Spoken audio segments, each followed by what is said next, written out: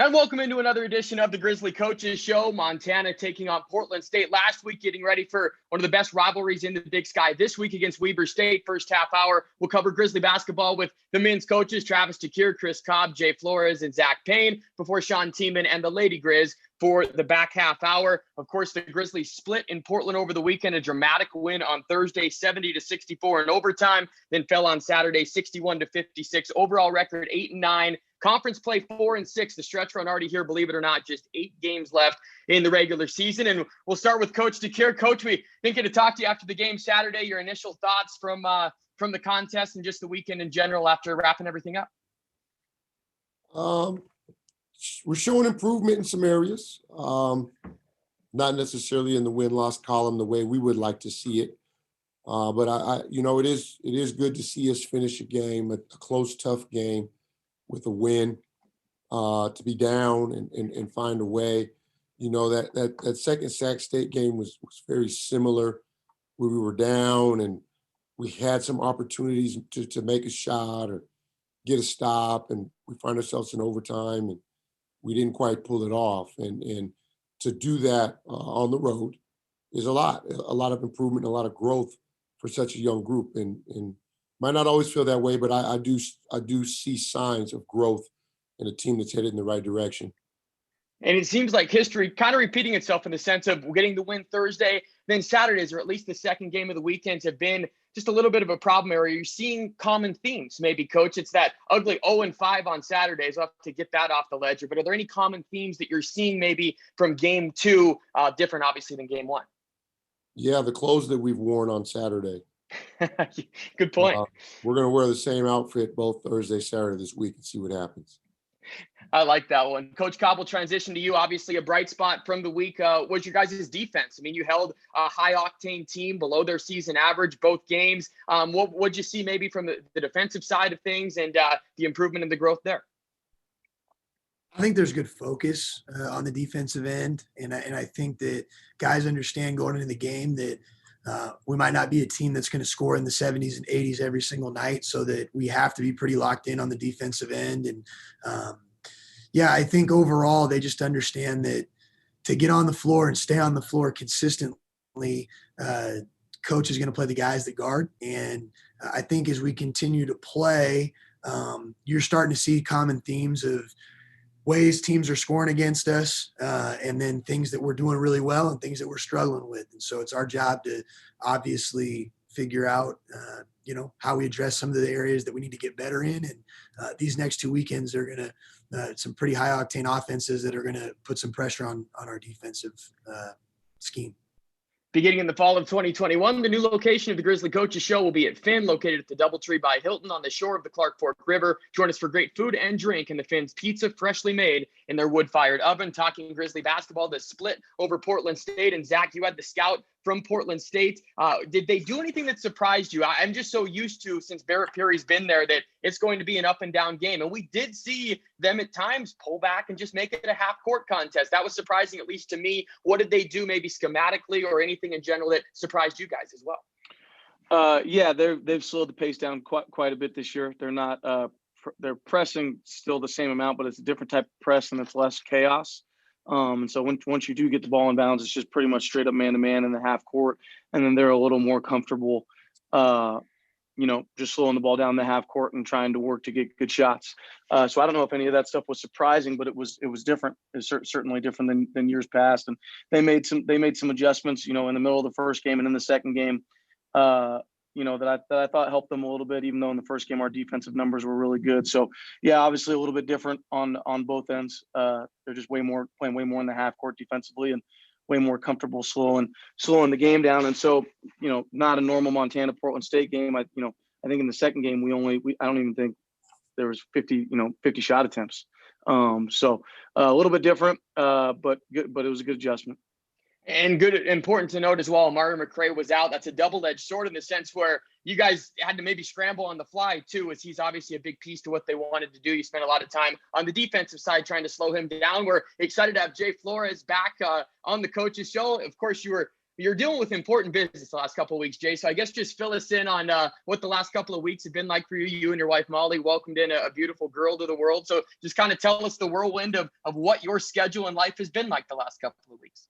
For all the parents out there, they would know the sleep is not happening very fluently right now. It's been a bit different from that aspect. And, now that my son is 19 months old, you kind of forget he sleeps through the night pretty good. You kind of forget what it's like to have a newborn, but we are so lucky to be able to welcome Leah to the world. And, it went great. My wife is an absolute superstar and, made it happen. And she was born on February 1st. So, life has changed for the better, but it's been difficult. And I will say watching those Portland State games on TV is probably not good for my health, on top of the fact I don't sleep very much.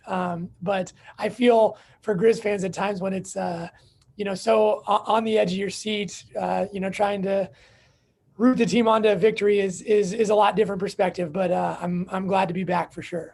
I know that on Thursday we went back and forth. I couldn't imagine what it was like, the scene in your house. It's kind of set it for us. Were you by yourself? Did you watch it with your family, or how did it go for watching the games when you were away? There was a strict, I had to watch it on my own rule. Even my 19-month-old son, I got him saying "Go Griz" on game days, and things would get heated and I would get a little bit intense in the room by myself, and he'd walk in. I'd be like, "Hey, JJ, not right now. Go see mom. This isn't the time." Normally he can calm me down, but when the Griz were playing and I'm not there, it's a very intense setting. So kind of by myself doing my thing, cheering on as much as I could.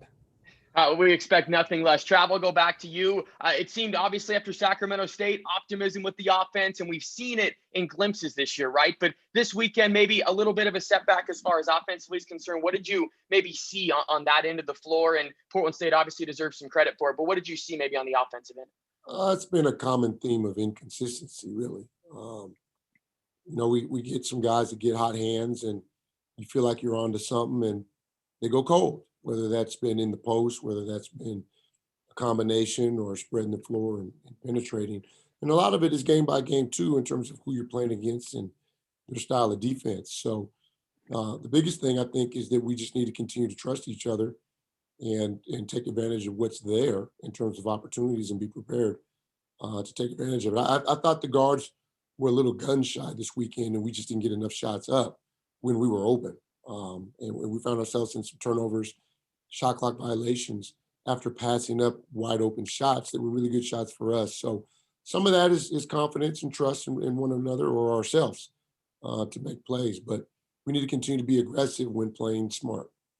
And Trav, we've talked about the youth all year, and your freshmen got their first taste of that Portland State pressure a little bit. Twofold here. Number one, how much of an adjustment did you kind of expect that to be, at least to start? And then number two, how proud are you for them overcoming it? Brandon Whitney, a great example Thursday, had 8 turnovers, but showed up late and was a big piece in your guys' win.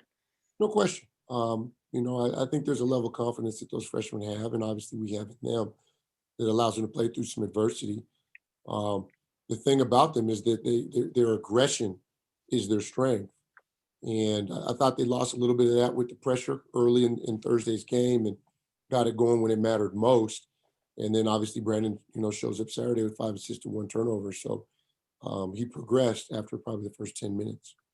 Northwestern Energy is committed to helping small businesses navigate COVID-19. Learn more at northwesternenergy.com. Chris Cobb will go to you for the Student Athlete Spotlight of the Week. And this one's pretty easy because it was the return of the old DJ Carter Hollinger in Portland. It was so great to see, maybe one of the bright spots of the entire weekend. Season highs in points, rebounds, minutes, everything in between.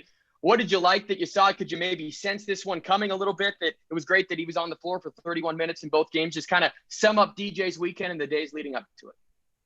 Yeah, I think no one's really seen. He was phenomenal in the summer and early fall for us. One of our best players, and I think us as coaches really probably looked around at each other with the lack of continuity that we had at the time in terms of guys that just worn a Griz jersey, and said, man, he's really taken a big step forward, even from where he was at last year, and had some injuries and obviously the concussion at Southern Utah really affected him. And so the injuries that he suffered in the fall and then that concussion, I think just threw him out of whack and out of rhythm, and I think lost some confidence. And and it was phenomenal to see him be like himself and play like himself. I think we saw that at NAU here that one weekend, and then he went down again for 10, 12 days. I forgot what it was. And so the one thing through all of that I think is the coolest part, and the things that people don't get to see, is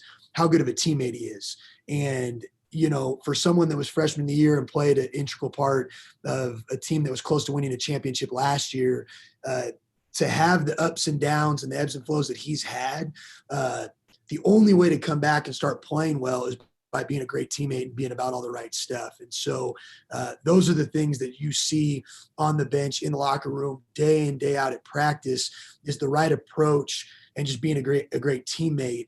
And then his ability of who he is as a player is going to eventually take over. But we don't have to have conversations with DJ about being a good teammate, being selfless, being about what's on the front of your jersey. We never have those conversations with him. So it's more about, hey, get right, get yourself going and get in rhythm. And then weekends like this last weekend will happen. And he's obviously a huge part, not just on the offensive end, but on the defensive end, and really the whole thing, the competitive spirit that he brings. So we're really happy for him.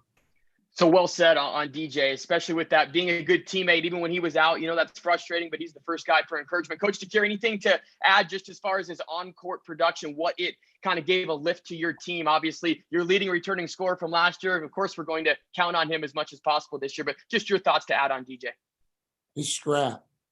At the end of the day, it's his scrap. He creates a level of confidence, right? And, people, I'm not necessarily comparing him to Tom Brady, but there's an element that an athlete can give to his team that maybe others don't give. And he's not dramatic about the flow of the game. He just plays as hard as he can, and he plays with a level of confidence that I think is contagious. He gives it to the staff. And so he's one of those guys that when he's himself and you put him on the floor, you can't take him out.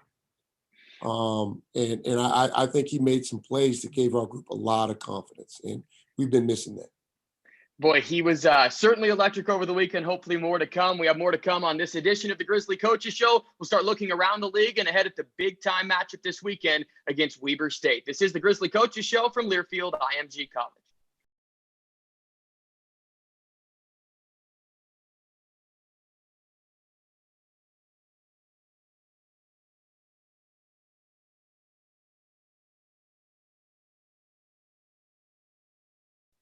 The Griz Home Team is a group of locally owned businesses that support the Griz. Your official home team members are Direct Source, Great Floors, Static Solar, Linth Insulation, and True Green Lawn Care Services. As we welcome back to this edition of the Grizzly Coaches Show. Montana getting set for always one of the biggest games on the calendar each year. It's Weber State Week. Games are a little bit unique this week. Thursday, an early start at 5 o'clock. Saturday, a later start at 2:30. So mark your calendars now for Grizzly basketball. Talk Lady Griz basketball on the other side of this break. And let's get into the uniqueness of the year. A big element that we always like talking about is recruiting. And usually, and I'm happy that I get to see you guys a lot on the road, but usually one or two of you is bouncing around off of road trips somewhere else. That's obviously not the case this year. So we'll kind of go a couple different directions. But Trav, just you get to start on this one. Your initial thought or how recruiting's going, your take on it in a crazy year to try and keep the momentum of the program, obviously.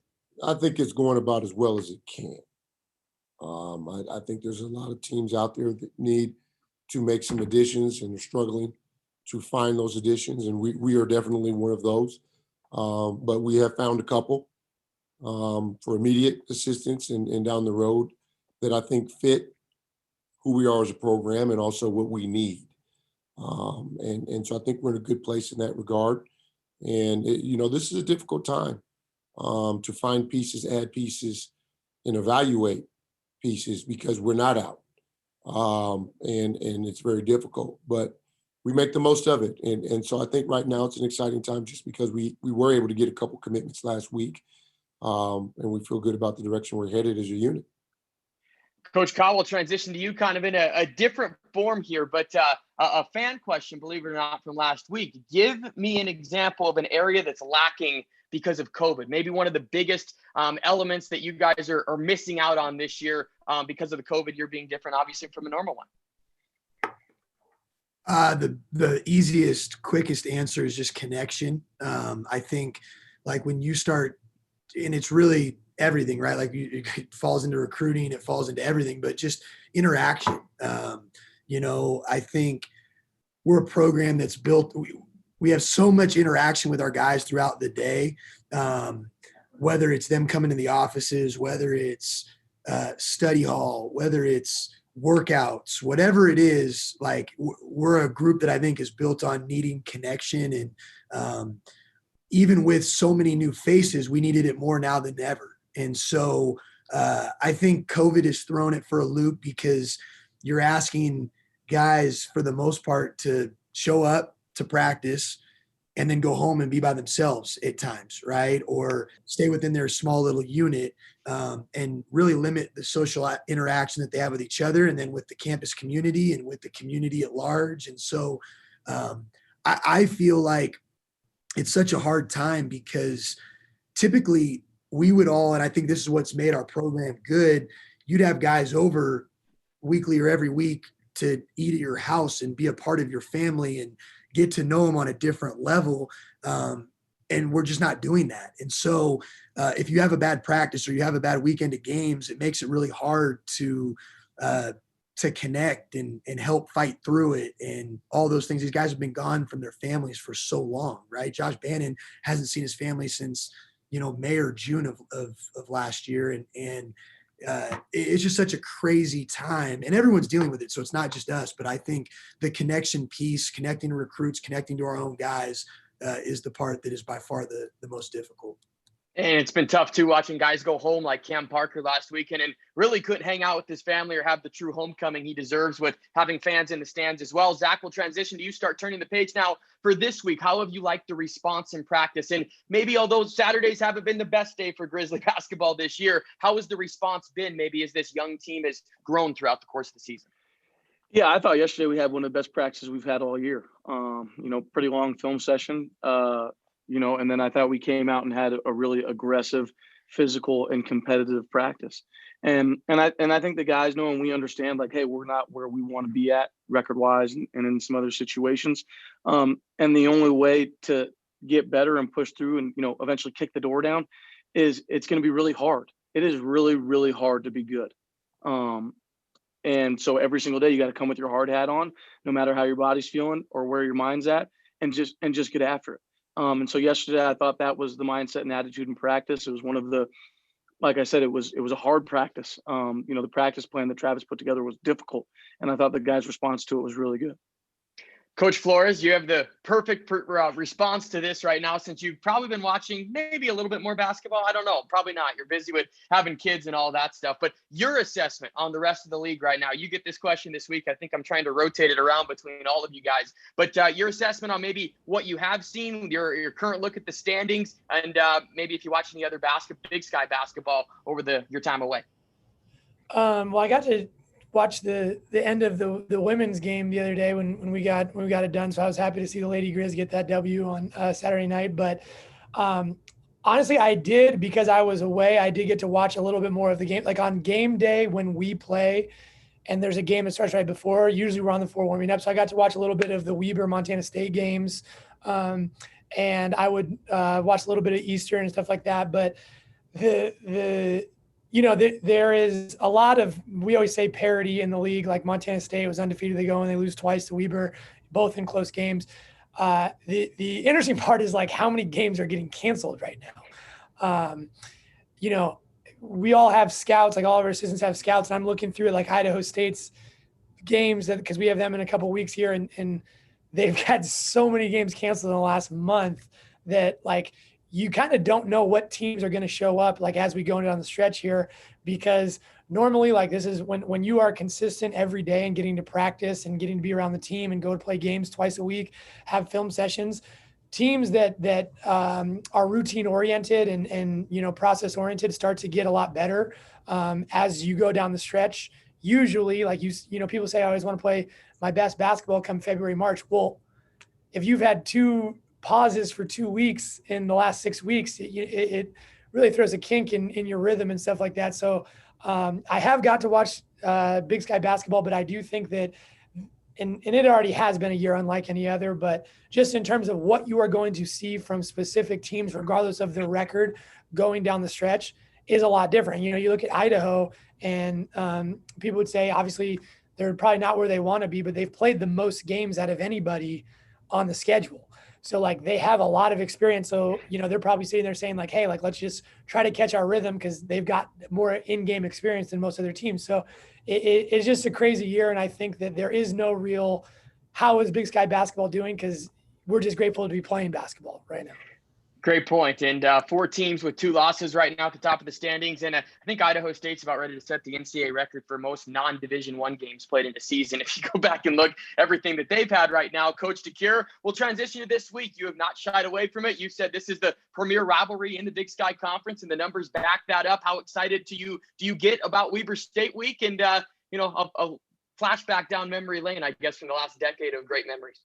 Very excited. Just as excited as I was leading into the Montana State week. I think we need it.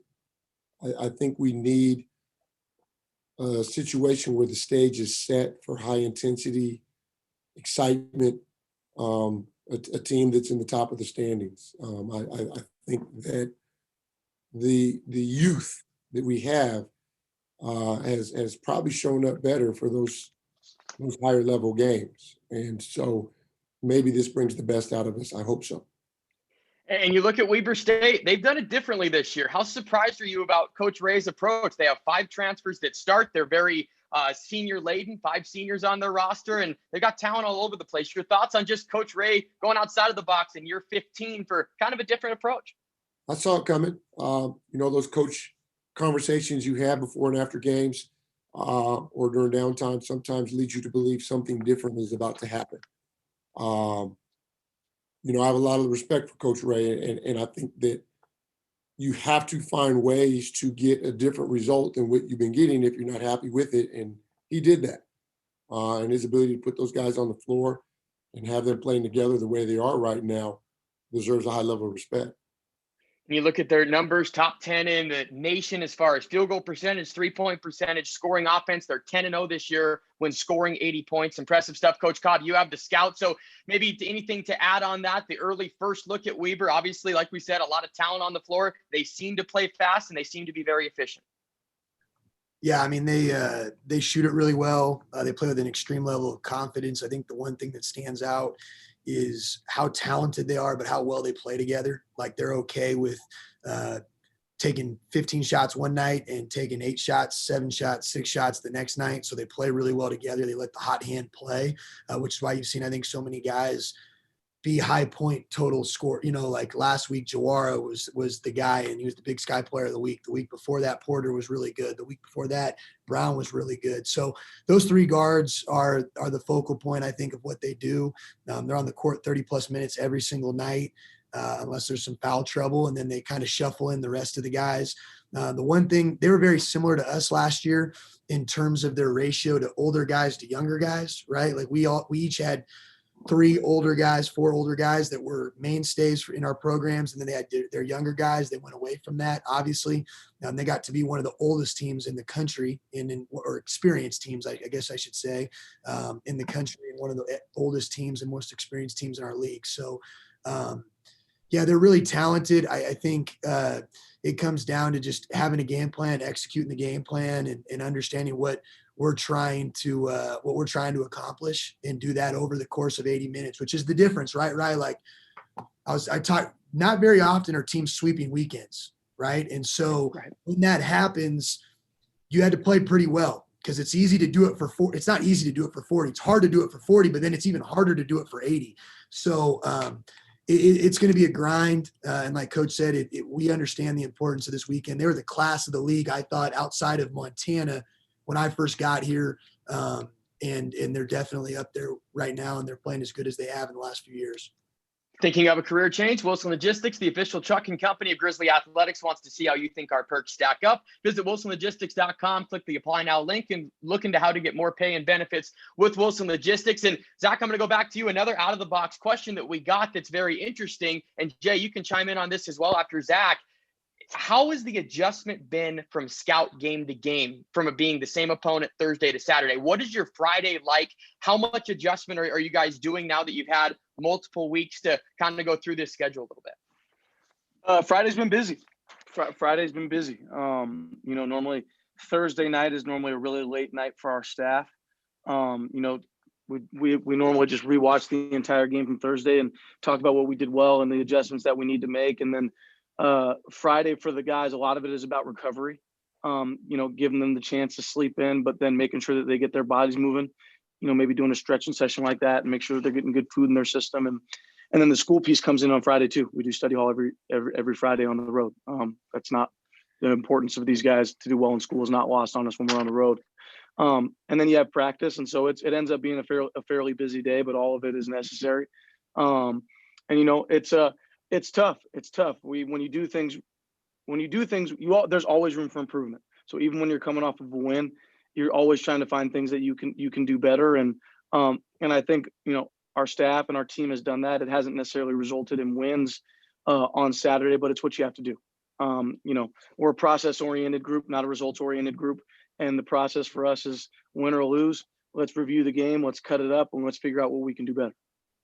Coach Flo, more on that. And then just in general, do you like the schedule this year? There's been chatter if it's going to be kept this way, or at least some leagues are experimenting with it. Your thoughts just on it in general? It's obviously a double-edged sword, pros and cons on both sides of it.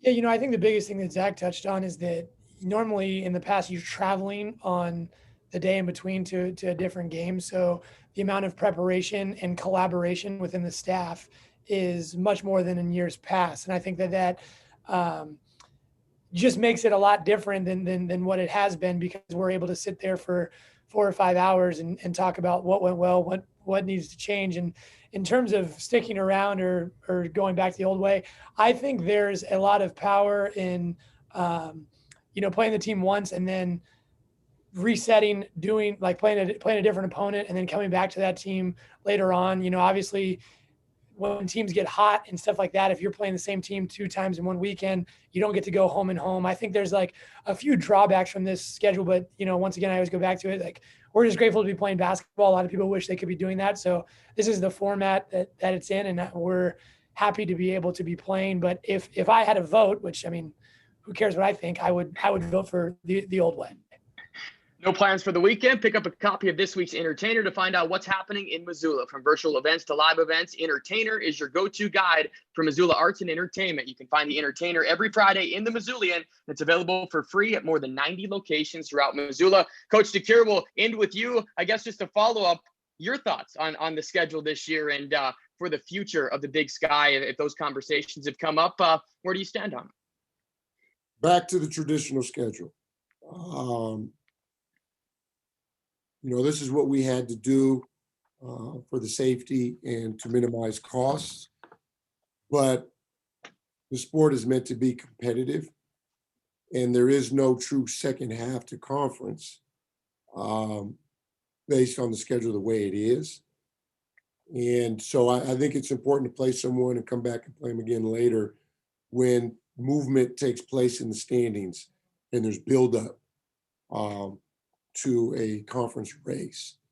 You can't have games in December that you really can't make up in February and March. And so I think the traditional schedule is the only way to go. I don't see a lot of conversations taking place that would lean towards us staying the way we are right now, but that would be my vote. I'm with you right there, Coach. Final question, right back to you. Just the early look, your final message to the team this week, and maybe give us a key for the Grizzlies this weekend to try and pull off a big-time upset against Weber State. Go for it. The reality is for us, we just need to be hungry for 40 minutes, play our best basketball for 40 minutes. There's no one in this conference we can't beat. There's no one in this conference we can't lose to. We've shown that. And I think that it's the same across the board a lot. Like what Chris was saying, I think we just need to come in with a high level of confidence, play our best basketball, and make the most of the opportunity. Go for it. I like it. It's going to be wild games this weekend. Should be fun. Again, Thursday, 5 o'clock against Weber State, Saturday at 2:30 tip. Our thanks, as always, to Travis DeCuire, Chris Cobb, Jay Flores, and Zach Payne for their time. And on the other side of the break, we'll talk Lady Grizz basketball with Sean Tiemann and Mike Petrino. This is the Grizzly Coaches Show from Learfield IMG College.